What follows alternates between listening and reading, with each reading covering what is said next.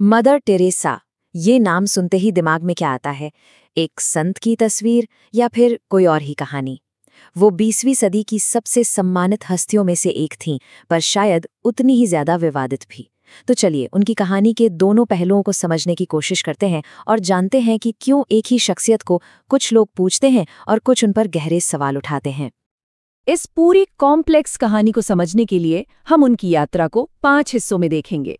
सबसे पहले वो करुणा का प्रतीक कैसे बनी, फिर स्कॉपजे से कलकत्ता तक का उनका सफर, उसके बाद उनका ग्लोबल मिशन, फिर उनकी तारीफें और उन पर लगे आरोप, और आखिर में संत की उपाधि और उनकी विरासत क्या कहती है।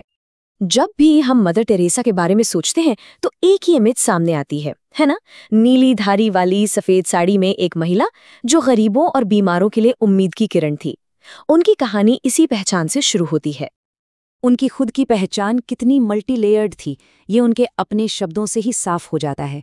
इस एक बयान में उनकी अल्बानियाई जड़ें, उनकी भारतीय नागरिकता और उनका कैथोलिक विश्वास सब कुछ एक साथ दिखता है, और यही वो नींव थी जिस पर उन्होंने अपनी पूरी जिंदगी बनाई।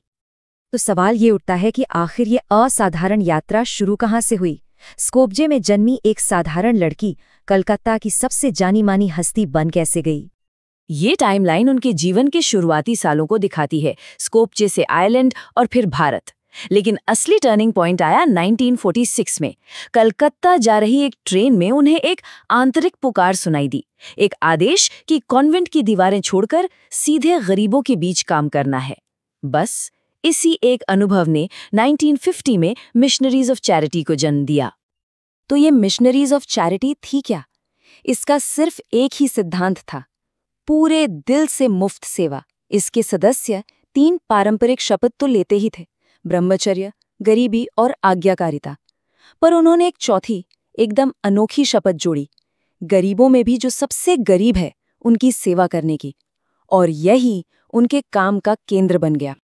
जो चीज़ कलकत्ता की गलियों में एक छोटी सी शुरुआत के तौर पर शुरू हुई थी, वो देखते ही देखते एक बहुत बड़ा वैश्विक संगठन बन गई। लेकिन हैरानी की बात ये नहीं थी कि ये फैला, हैरानी की बात थी कि ये कितनी तेजी से फैला। और उनका काम सिर्फ मरने वालों की देखभाल तक ही सीमित नहीं था। जल्द ही उन्होंने पूरी दुनिया में उन लोगों के लिए ठिकाने बनाए जिन्हें समाज ने बिल्कुल भुला दिया था। अनाथ बच्चों के लिए घर, बीमारों के लिए क्लिनिक और भूखे लोगों के लिए सूप किचन। अब जरा इस नंबर पर गौर कीजिए, 4000 से ज्यादा। ये सिर्फ एक नंबर नहीं है, ये उनके प्रभाव का पैमाना बताता है। जब 1997 में उनकी मृत्यु हुई, तब तक 4000 से ज्यादा नन्स 120 से भी ज्यादा देशों में उनके मिशन चला रही थीं। सोचिए, एक अकेली महिला से शुरू हुआ काम एक वैश्विक सेना में बदल चुका था। लेकिन जहां एक तरफ पूरी दुनिया उन्हें एक संत मानकर पूज रही थी, वहीं पर्दे के पीछे एक बिल्कुल अलग कहानी चल रही थी। एक कहानी आलोचना की, गंभीर सवालों की, और यही उनकी विरासत का सबसे कॉम्प्लेक्स और विवादास्पद हिस्सा है। यही वो बड़ा सवाल है जो हमें कहानी के दूसरे पहलू पर ले जाता है, उनकी सार्वजनिक छवि और उनके मिशनों के अंदर की हकीकत। क्या इनमें कोई फर्क था? इसी एक सवाल ने सबसे बड़े विवादों को जन्म दिया। ये जो विरोधाभास है ना, वो काफी चौंकाने वाला है। एक तरफ देखिए, नोबेल शांति पुरस्कार, भारत रत्न, दुनिया के सबसे बड़े सम्मान, और दूसरी तरफ उनके ही केंद्रों पर गंभीर आरोप लग रहे थे। अपर्याप्त चिकित्सा देखभाल, दान के पैसों पर कोई पारदर्शिता नहीं, और पीड़ा को ईश्वर का उपहार बताने की सोच।